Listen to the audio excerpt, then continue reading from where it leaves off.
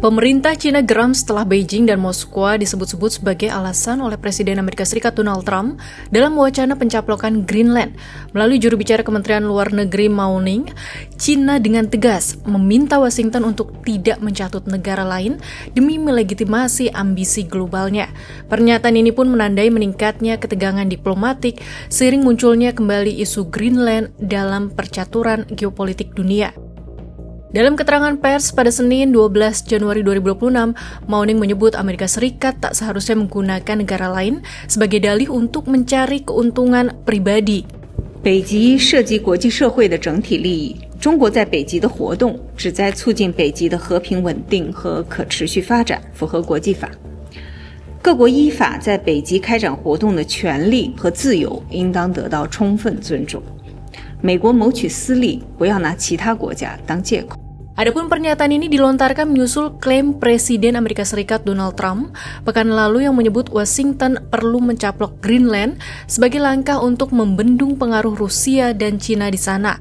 Trump beralasan jika Amerika Serikat tak bertindak lebih dulu maka Beijing dan Moskwa berpotensi mengambil alih pulau tersebut. I'm a big fan, but the fact that they had a boat land there 500 years ago doesn't mean that they own the land.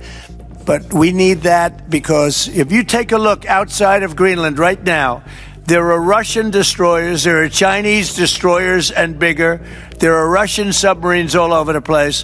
We're not going to have Russia or China occupy Greenland, and that's what they're going to do if we don't. So we're going to be doing something with Greenland, either the nice way or the more difficult way.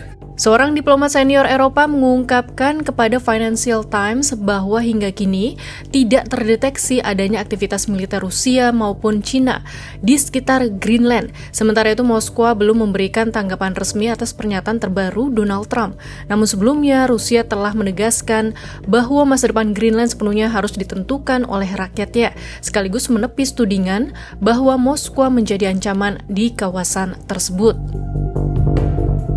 Sejumlah pejabat Rusia juga berulang kali menyuarakan penolakan terhadap militerisasi wilayah Arktik. Rusia justru memandang kawasan itu sebagai zona kerjasama damai, termasuk dengan Amerika Serikat, bukan ajang konfrontasi. Presiden Vladimir Putin bahkan menggambarkan Arktik sebagai wilayah dengan potensi luar biasa bagi perdagangan dan pembangunan di masa depan.